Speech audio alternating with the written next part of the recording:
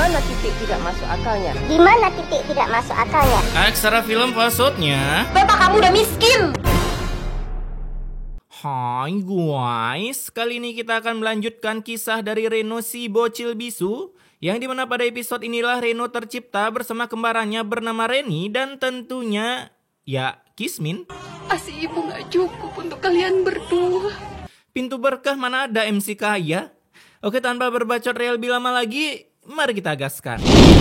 Kisah ini menceritakan kehidupan seorang Reno yang baru lahir ke dunia setelah 1 kuadrat triliun reinkarnasi ke dunia, di mana reinkarnasinya sekarang masih menjelma menjadi manusia Kismin, bahkan emaknya pun sampai tak bisa menggiveaway-kan asinya karena Reno barengan login dengan saudaranya.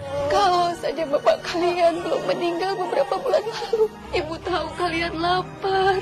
Reno dari dulu kayaknya kagak pernah punya bapak cuy. Singkat waktu, setelah beberapa tahun berlalu, Reno dan Reni yang udah besar, sepulangnya sekolah ia pun kedatangan tamu yaitu bapak ini dan ini emak lampir yang tiap film Pintu Berkah cangkemnya tak pernah bener, yang berniat untuk mengadopsi Reno dan Reni. Enggak.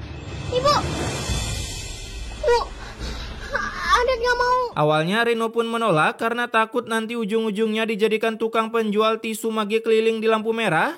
Apalagi setelah melihat emak yang mau mengadopsinya pernah jadi top global begundal di Pintu Berkah. Namun ketika emaknya diberi quotes-quotes kehidupan oleh seorang minion, ia pun jadi sukarelawan memberikan Reno hitung-hitung hemat nasi dan bisa membuat story di FB single chat me dong. Dia harus sekolah yang tinggi, jadi orang sukses, jangan kayak orang tuanya, orang susah. Buset cangkemnya. Belak-belakan kali ya. Ini tipe mama yang kalau diajak keluar makan sama anaknya pasti ngatain makanannya. Nggak enak, enakan makanan buatan mama. Kala itu si begundal ini pun mencoba menggunakan kekuatan kebegundalannya. Pokoknya, aku jamin anak-anak kamu akan aman kalau ikut sama kami. Sejak kapan ini mama bisa ngomong serendah ini? Biasanya pakai urat cuy. Mendengar kekuatan keyakinan dari cangkem kebegundalan, emak Reno pun semakin yakin untuk menggiveaway-kan anaknya. Akibat kata emak barunya, ia akan menyekolahkan Reno sampai kepintarannya mengalahkan Babang Einstein. Sehingga setelah tamat dan pintar, Reno bisa bergabung di sebuah organisasi politik lalu memimpin negara untuk menguasai dunia. Hanifa, nanti kamu tuh di sana bisa sekolah yang tinggi sampai jadi orang sukses, ya? Kala itu tanpa berpamitan lebih dulu dan tanpa membawa baju selembar pun, Reno pun langsung diangkut oleh orang tua barunya yang tentunya membuat emak Reno auto gembira karena sudah saatnya bergabung di grup para duda Facebook untuk mengembat cuan-cuan mereka dengan efek filter anak muda. Ahai. Reno sok-sok nangis padahal dalam hatinya asik bisa beli Kinder Joy. Goodbye orang miskin. Nah, saat di rumah barunya, Reni pun hanya bisa menangis di depan jendela dan kameramen hanya bisa merekamnya. Pakai filter doang biar ngakak. Hingga tangisan Reni pun membuat Reno terbangun untuk menguatkan iman Reni. Sementara bapak barunya datang-datang malahan menyumbang bacotan memaksa mereka untuk tidur agar tak begadang menonton bioskop premier di Trans 8. Pagi harinya mereka pun langsung ditransferkan ke sebuah warung milik 2 orang tua begundal angkatnya karena mereka bukannya disuruh sekolah untuk push juara sampai mampus, melainkan malahan diajarkan tutorial banting tulang sebagai builder di warung nasi padang miliknya. Kalau kami ngebantuin terus di sini, kapan kami sekolah? Kalian di sini itu bantuin usaha kami. Sudah kuduga, ujung-ujungnya disuruh jadi babu. Ya paling banter paling disuruh jualan tisu keliling di lampu merah. Karena ternyata bagi mereka janji adalah sesuatu yang bisa diingkari jika umur tidak memenuhi syarat. Janji itu nggak harus ditepatin, apalagi sama anak kecil kayak kalian. Oh, pantesan aja waktu kecil gue sering dibohongin ternyata karena belum memenuhi syarat buat nepatin janji toh. Hayo lo, siapa waktu kecil nangis pas orang tuanya berangkat kerja terus dijanjiin sesuatu? Hari itu juga mereka pun bekerja dengan giat sebagai NPC warung yang siap melayani para minion kelaparan. Asik, ngajak ayang dinner nih. Suapin lah bang, suapin biar pulang-pulang gak diblokir lu. Kala itu beroja bekerja beberapa menit, cacing Alaska di perut Reno dan Rene pun tiba-tiba terbangun. Seperti ingin melahap anak begundal ini, tapi beruntung daripada bocil FF bernama Rico ini dilahap mentah-mentah. Si bapak pun langsung menyuruh istrinya untuk memberi 2 NPC warung ini asupan gizi. Ini makanan buat kalian. Buset, nasi putih sama kerupuk. Melihat lauknya cuman kerupuk, si Reno pun lagi-lagi melirik Riko berharap daging Riko bisa digigit untuk lauk di nasinya. Lama-lama jadi Sumanto nih bocah. Tapi setelah diingatkan oleh adiknya, daging Riko bisa menyebabkan kolesterol, batu ginjal, dan usus buntu, Reno pun seketika mengurungkan niatnya. Nah, malam harinya selesai bekerja, mereka pun tiba-tiba dikurung di dalam warung, hitung-hitung agar tak didengar saat orang tua angkatnya melakukan permantapan ria. Alhasil malam itu juga mereka habisi dengan berdoa agar hari ini cepat berlalu. BTW itu dapat mukena dari mana, kids? Lu kan gak sempat pulang. Sudahlah. Dan benar saja doa mereka pun dikabulkan. Karena tiba-tiba hari meloncat sekitar 1 tahun kemudian, di mana saat bulan puasa mereka habisi dengan staycation di dalam warung nasi Padang tanpa ditemani nasi dan lauk rendang tentunya. Karena mereka hanya bisa sahur dengan meminum air putih. Aduh. Jadi kita sahurnya pakai air putih nggak apa-apa kan? Lah, itu kan ada kerupuk, kids. Kenapa nggak dimakan? Tuh lagi di belakang ada minuman saset. Paling banter dapat teh istri udah enak itu. Kala itu saat warung udah buka, si begundal bernama Yuma pun menyuruh Reno dan adiknya untuk cepat-cepat berberes-beres. Karena katanya para pelanggan akan segera berdatangan. Sok lancar bet rezeki lu. Kamu gak lihat bentar lagi tuh warung buka, bentar lagi pasti pelanggan pada mau datang. Kan ini bulan puasa. Lah, iya juga ya. Namun walaupun bulan puasa, ternyata masih banyak juga yang tak puasa seperti keluarga para begundal ini, dan ini Minion juga datang-datang kelaparan. Kebetulan kala itu si Minion menjatuhkan uang 20.000 dan saat mau dikembalikan oleh Reno, aduh. Udah sini biar aku balikin. Ya ampun, Dit. Kamu ngambil duit orang sih? Anak dajal ini bocah. Cocok bet ditinggalin di Pocinki. Hasil si Minion yang mendengar itu, ia pun langsung berbacot. Masih kecil udah berani nyuri, apalagi udah gede. Sampai ia pun memutuskan untuk memboikot warung Yuma atas kebegundalan Reno yang udah mau menilap uang 20.000-nya. Ya ilah. Akibat kagak puasa ya gini, segala jenis jurus kebegundalan gampang masuknya. Nah, melihat kebegundalan Reno, Yuma pun auto mengekiknya dari warung, memisahkan Reno dengan adiknya yang lalu Reno ditransferkan menuju markas KKB untuk menjalani level kesengsaraannya menjadi anak jalanan. Lah, bagus dong kalau udah bisa keluar dari lingkungan keluarga sesat. Di sana Reno pun mencoba mengcosplay menjadi si Bolang aka bocah luntang lantung hingga ia pun tiba-tiba kehabisan energi kanuragannya dan tershutdownkan begitu saja. Untung rebahannya di tanah ya. Nggak dikerikil kayak di video kemarin. Auto ke-delete Reno. Beruntung ia pun lalu ditolong oleh para builder dan seorang juragan di sana. Dimana tanpa perlu komat kamit baca mantra, juragan ini pun mampu membangkitkan Reno dari mode mendengkurnya. Kamu dari mana? Saya dari kampung Prokerto. Tapi saya nggak bisa nampung kamu di rumah saya. Lah, yang minta ditampung juga siapa, Bambang? Dia baru sadar udah dikasih tutur rahayu. Dan karena para builder di sana begitu jujur cangkemnya, tak seperti cangkem oknum-oknum anggota yang padahal udah bersumpah atas nama Tuhan di depan umum tapi tetap korupsi, cuaks. Dengan terpaksa si Reno disuruh untuk tinggal di gubuk kebun sana sekaligus diberi izin untuk bekerja sebagai builder kebun oleh si juragan ini. Bapak ada gubuk di belakang. Beneran, Pak? Dan kamu boleh istirahat di sini. Seumur hidup gue nonton Pintu Berkah. Tertumben banget lihat juragan gak nawarin tempat tinggal di rumahnya. Tapi di gubuk kebun cuy. Singkat waktu saat berbuka, Reno pun mulai kepikiran adiknya. Begitu juga dengan Reni. Kan di mana ya? Apakah Kakak bisa minum? Lah, gak tahu aja dia Reno udah hidup enak. Bukanya aja makan risol bukan kerupuk cuy. Bahkan di sana Reni hanya bisa menangis karena ketakutan nanti tidur sendiri takut dipeluk oleh Kunti Bogel kemasan saset dari belakang. Sedangkan Reno tentunya ia tak takut sendirian tinggal di gubuk walaupun penerangan modal obor zaman Majapahit. Dan untuk tidurnya Reno mengandalkan tanah sebagai alas dan batu sebagai bantal. Wow, primitif. Aslinya mah bocah zaman sekarang mana ada yang mentalnya kayak dia. Reno tidur kayak di kandang kambing cuy. Nah, keesokan harinya mulailah Reno bekerja sebagai builder kebun yang dimana misi pertamanya disuruh untuk mencabut rumput liar. Tapi nanti nyabutnya pelan-pelan supaya nanti akarnya tidak terganggu ya. Oke, bagus. Buset, nyabut rumput doang pakai belajar langsung sikat aja udah. Dan setelah merasa tutorial dari juragan sangat easy peasy misi foya-foya, Reno pun langsung menerapkannya hingga rumput itu bersih tak tersisa seperti kasus-kasus yang bisa disogok pakai uang kalau di luar negeri. Disclaimer ya. Ayo istirahat dulu. Wih, baru kerja dia udah diajak istirahat. Kala itu Reno yang sedang beristirahat, ia pun meminta izin untuk menjenguk adiknya. Saya boleh lihat adik saya nggak? Ini kan istirahat. Cara Reno tahu lokasi warung gimana ya? Secara dia nggak pernah traveling di sekitaran sana. Namun beroja mau nyamperin adiknya yang sedang menggosok daki-daki serta bakteri yang menempel di meja, Reno pun tiba-tiba kepikiran. Kalau Adit balik ke sana, bisa aja Adit akan disuruh bantu-bantu lagi di sana.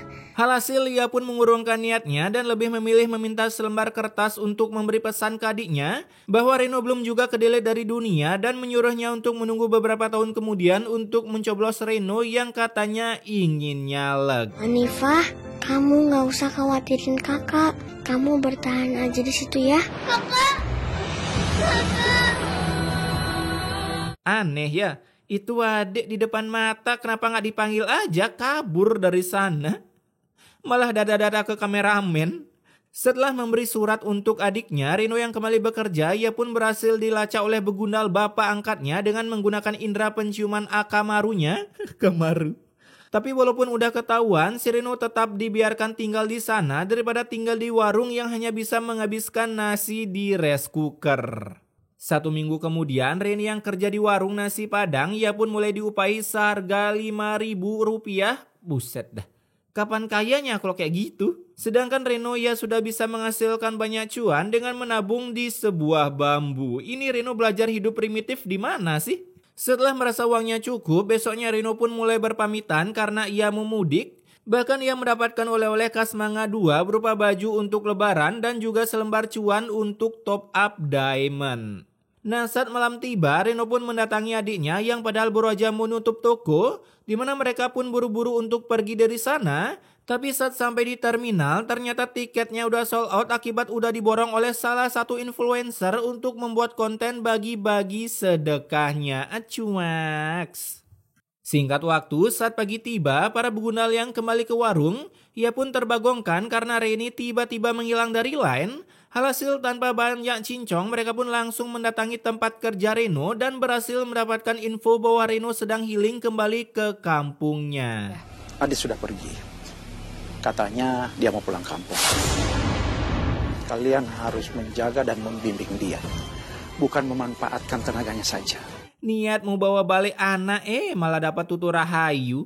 Daripada mendengar tutur, mereka pun lebih memilih OTW ke terminal menyusul Reno hingga berhasil ketemu. Aduh, lagi panik-paniknya pakai buta map segala pula nih bocah. Reno yang terpanikan, ia pun mencoba kabur sambil mengucapkan mantra aku tak terlihat, walaupun ujung-ujungnya mereka bisa diciduk juga.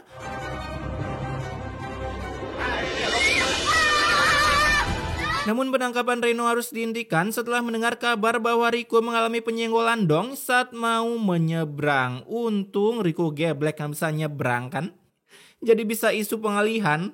Setelah berhasil lolos dari 2 begundal, Reno yang kebelet boker, ia pun meninggalkan Reni sendirian sampai Reni tak sengaja membuat acara bagi-bagi sedekah akibat keseringan menonton influencer yang suka bagi-bagi cuan. Ya Allah, dompet aku dicopet. Ibu itu lebih membutuhkan. Kids, jangan lakuin hal bodoh kids. Bu, pakai uang ini aja gue beli tiket. Aduh, nasib. Nolong sih nolong, tapi cara Kisana balik ke kampung gimana? Saat itu Reno yang selesai boker. Pokoknya aku nggak ada. Udah aku kasih ke ibu-ibu yang butuh banget, Kak. Terus gimana? Kita bisa pulang kampung. Gimana kita bisa pulang kampung? Reno bilek, aduh, tahu gini gue kagak jemput nih bocah ke warung. Alhasil Reno yang sangat kesal, ia pun menyuruh adiknya untuk menjadi si pembanting tulang dengan melamar sebagai builder jualan tisu tanpa mage. Berharap dengan cara begitu mereka bisa mendapatkan segelintir cuan untuk beli tiket. Ya elah, udah masuk ke bagasi bus aja lah. Raganya mudik, nyawanya pun juga ikutan mudik.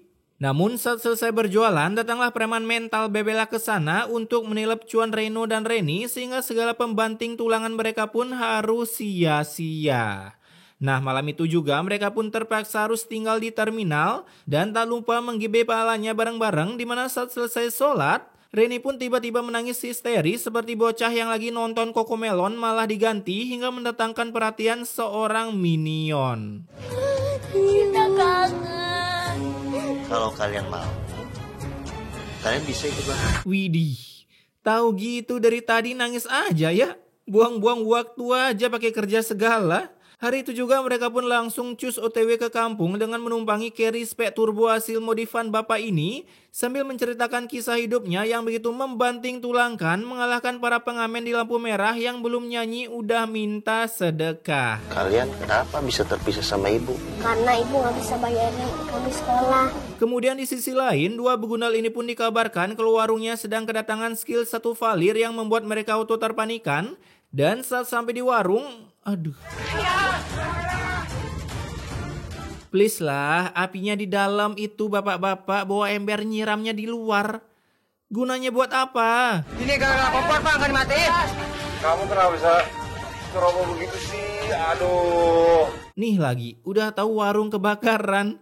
Bukannya manggil bombe malah AFK liatin para minion yang gak guna. Alhasil karena kejadian ini membuat mereka jadi berpikir untuk kembali ke jalan kebenaran. Akibat mengira udah jahat dengan Reni dan Reno, jadinya sutradara disuruh oleh Monton mengsumonkan Valir untuk membakar warungnya. Aduh, kelakuan montot. Setelah otaknya berhasil kembali ke setelan pabrik, mereka pun akhirnya tersadar dan tak mau lagi mengejar Reno dan Reni. Apalagi posisi Reno dan adiknya kini sudah sampai di kampung, di mana ini bapak tiba-tiba ingin bertemu dengan emak Reno setelah Reno bilang kalau emaknya seorang janda pensiunan dari PT Mencari Cinta Sejati. Namun bukannya OTW ke rumah, si Reno malah membawa bapak ini ke kuburan. Agak dark sih ini. Rumah ibu kalian lewat pemakaman warga. Ini dia Pak, rumah ibu, bapak dan adik kami. Emaknya udah meninggal cuy, tahu dari mana Reno ya? Secara di film gak dapat dibilang emaknya udah meninggoy. Agak aneh nih cerita. Mengetahui ternyata kedua bocil FF ini adalah anak tim 2, bapak ini pun tiba-tiba ingin melamar sebagai orang tua angkatnya yang tentunya akan jauh lebih baik ketimbang orang tua angkat mereka sebelumnya, katanya. Ujung-ujungnya disuruh jualan tisu di lampu merah palingan. Nah, beberapa minggu setelah bergabungnya Reno dan Reni ke dalam keluarga barunya, para begundal pun tiba-tiba ngespon di sana yang entah gimana cara mereka mengendus keberadaan Reno, tapi melihat 3 sosok begundal di depannya membuat Reno dan Reni auto terpanikan takut direkrut kembali ke dalam kakaknya. Namun setelah mendengar, Maafin Bibi ya, Bibi benar-benar menyesal. asik, sejak kapan woman bisa bilang maaf, apalagi woman seorang begundal? Reno pun jadi yakin kalau bibiknya sudah kembali ke jalan kebenaran. Dan film ini pun ditutup dengan kembalinya si mantan begundal mencoba merekrut Reno dan Reni, tapi malah ditolak karena yang namanya begundal pasti suatu saat bisa kembali ke setelan pabriknya. Apalagi nih mama, udah langganan jadi begundal di film Pintu Berkah. Oke, pesan immortality-nya di sini, stop eksploitasi anak blok. Suka kesel gue, pernah gue lihat lagi ke ATM kan, anak-anak kecil jualan tisu nyamperin, pas jalan dikit, emaknya malah duduk-duduk santuy di belakang tembok biar gak ketahuan. Emang BGST kali cuy, anak kecil diperbudak kayak gitu. Tapi intinya, goblok.